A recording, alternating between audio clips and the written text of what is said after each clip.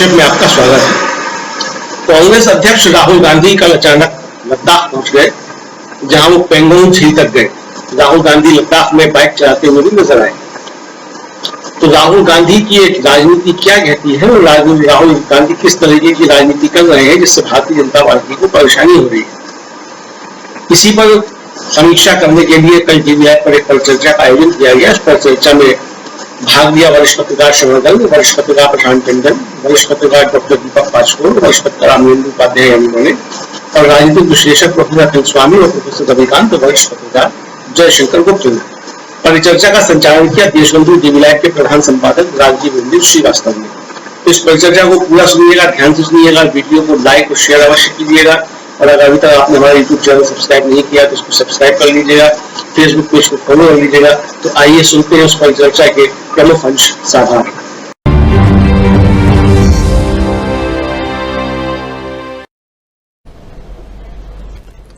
नमस्कार, news point लेकर हाजिर हूं मैं राजीव।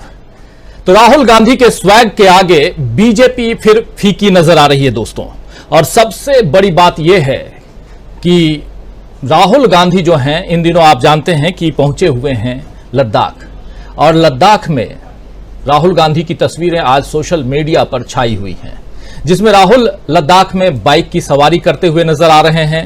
राहुल गांधी जो हैं वो आपको याद कीजिए कि कुछ दिन पहले करोल बाग गए थे। करोल बाग में जब बाइक मैकेनिक्स के बीच राहुल गांधी गए थे तो वहां उन्होंने इच्छा जाहिर की थी कि मैं लद्दाख बाइक से जाना चाहता हूं। आपने उस वीडियो को देखा होगा, जरा उसके इस अंश को आपके सामने पेश करना चाहता हूं। कैसे लद्दाख की शुरुआत होती है, कैसे बाइक का क्रेज जो है राहुल गांधी का वो नजर आता है, और आज कैसे राहुल गांधी लद्दाख में बाइक की सवारी करते हुए नजर आते हैं। ये सब यहां बाइक से मतलब नहीं है, मतलब देश की राजनीति से है, और उसी दिशा में आगे बढ़ेंगे। लेकिन उससे पहले जरा सुन लेते हैं राहुल गांधी कह क्या रहे थे जब करोल बाग में गए थे वो बाइक मैकेनिक के पास। सुनिए जरा। आप रिपेयर करते हो? यही वर्कशॉप है आपकी? कुछ ये इसको कर रहे हो, मॉडिफाई कर रहे हो या रिपेयर कर रहे हो? रिपेयरिंग जॉब है सर। अच्छा, हम 98 में अच्छा,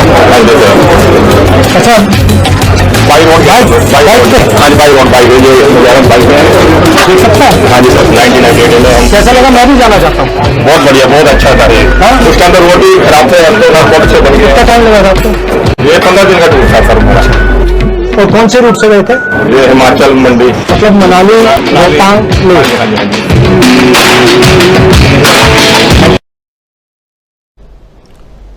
तो सुन लिया आपने, रूट भी जान लिए राहुल गांधी। और ये जो तस्वीर आप देख रहे हैं, ये बाइक की सवारी करते हुए सबसे आगे राहुल गांधी हैं। बाइक की सवारी करते हुए राहुल गांधी। खैर, राहुल बाइक से तो लद्दाख तक नहीं गए, लेकिन दिल्ली से लद्दाख राहुल गांधी प्लेन से गए, और वहां से पेंगोंग झील तक राहुल बाइक से पहुंचे। हेलमेट पहनते और बाइक चलाते हुए राहुल का स्वैग लोगों को, खासकर युवाओं को खूब लुभा रहा है। और ये जो तस्वीरें आप देख रहे हैं राहुल गांधी की हैं। राहुल ने अपनी तस्वीरें सोशल मीडिया पर साझा की हैं और लिखा है कि मैं पेंगोंग झील जा रहा हूं।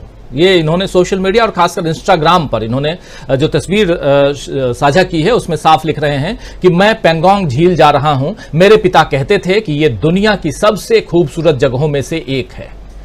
आपको याद दिला दूं दोस्तों कि कल राजीव गांधी का जन्मदिन है, और राहुल अपने पिता के जन्मदिन के मौके पर पेंगोंग लेक पर रहेंगे। और पेंगोंग लेक खूबसूरत जगहों में से एक है, और उनके पिताजी भी ये बात कहते थे। साथ ही ये जो झील है वो देश के लिए इसका एक रणनीतिक महत्व भी है। आप जानते हैं कि चीन कई बार इस झील पर अपना दावा बतला चुका है। उसके सैनिक यहां भारतीय सैनिकों से उलझ चुके हैं। मोदी जी तो चीन का नाम तक नहीं लेते हैं, लेकिन राहुल गांधी ने पेंगोंग लेक जाकर के चीन के सामने भारत की मजबूती को बयां कर दिया है। दुनिया की सबसे ऊंची जगहों में से एक पेंगोंग लेक पर जाकर के राहुल गांधी ने एक तरफ चीन को चुनौती दी, तो वहीं बीजेपी के लिए भी चुनौती पेश कर दी है कि पीएम मोदी चीन का नाम लेकर उसकी घुसपैठ की आलोचना करें। राहुल ने इसके लिए इससे पहले लेह में, पेंगोंग लेक जाने से पहले राहुल गांधी कल लेह में थे और वहां उन्होंने बीजेपी और संघ को चुनौती दी। कल शाम को एक तस्वीर आप लोगों के सामने हम पेश कर रहे थे जब राहुल गांधी फुटबॉल के का एक मैच देखने के लिए एक स्टेडियम में लेह में पहुंचे थे। उस तस्वीर को भी अगर हो सके तो लेके आइए स्क्रीन पे। राहुल गांधी फुटबॉल मैच कल शाम को देख रहे थे, ये देखिए ये तस्वीर। और इस राहुल गांधी के बगल में दो बच्चियां हैं, इधर भी एक छोटी सी बच्ची, उधर ब्लू वाली टी शर्ट के जो हैं उनके बगल में वो बच्ची, और ये मैच देख रहे हैं राहुल गांधी और बच्चे के साथ उसको दुलार भी कर रहे हैं। इसके बाद राहुल गांधी वहां स्टेडियम में फुटबॉल मैच उन्होंने देखा। वहां के जो फुटबॉल खेलने वाले जो खिलाड़ी थे, ये सब खिलाड़ी, उनके साथ उन्होंने युवाओं के साथ बातचीत भी की, और युवाओं को संबोधित करते हुए राहुल गांधी ने जो कुछ कहा है वो भी बहुत इंपॉर्टेंट है। राहुल गांधी ने कल कहा कि भारत 1947 में आजाद हुआ था और संविधान भारत की स्वतंत्रता को मजबूती देता है। भारत में आजादी को मजबूत करना संवैधानिक है। संविधान एक कदम है। आप संस्थानों की स्थापना के लिए जिस तरह से संविधान को लागू करते हैं, वो उसी वजह से संविधान के विजन को सपोर्ट करते हैं। हालांकि अब आरएसएस अपने लोगों को संस्थागत ढांचे के अहम स्थानों पर बैठा रहा है। ये जो बात यहां राहुल गांधी आखिर संविधान की बात क्यों कर रहे हैं? आप जानते हैं कि पिछले दिनों संविधान को बदलने की भी चर्चा खूब चलने लगी है।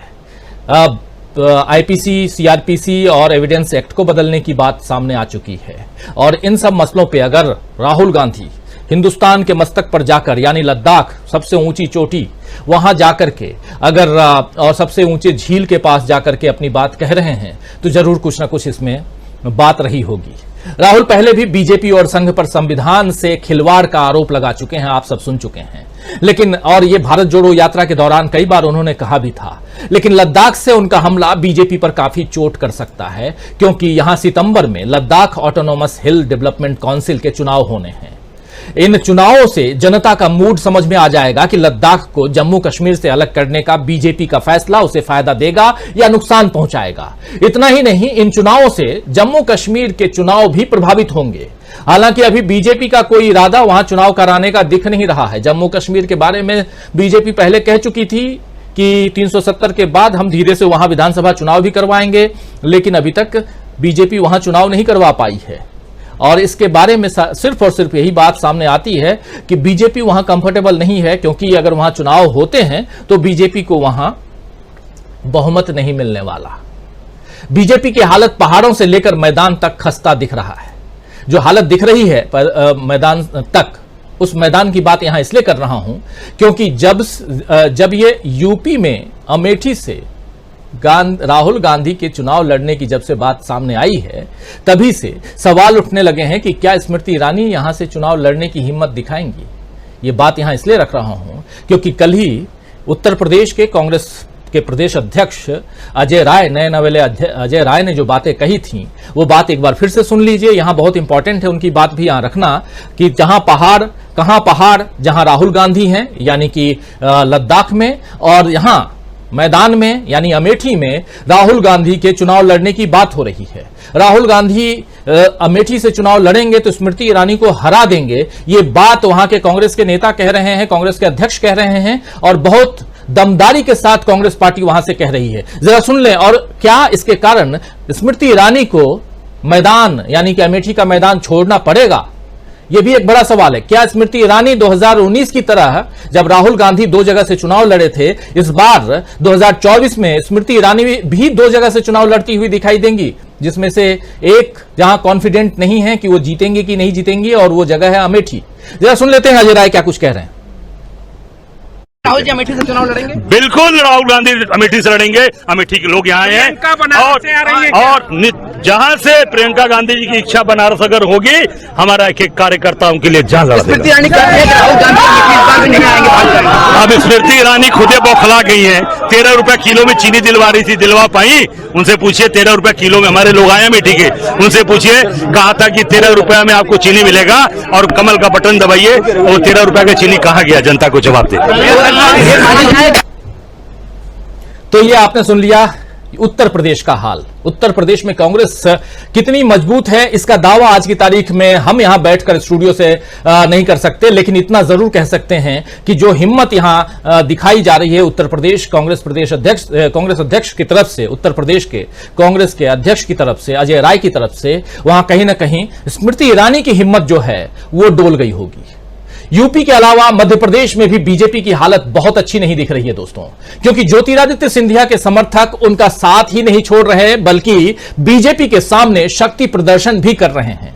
कल ही 1000 गाड़ियों के काफिले के साथ समंदर पटेल कांग्रेस में शामिल हुए। बैठना तो उन्हें एक ही गाड़ी में था, लेकिन बाकी की सैकड़ों गाड़ियां लेकर केवल बीजेपी को यह बताने के लिए वो गए थे कि कांग्रेस को अब किस तरह से मजबूत किया जा रहा है।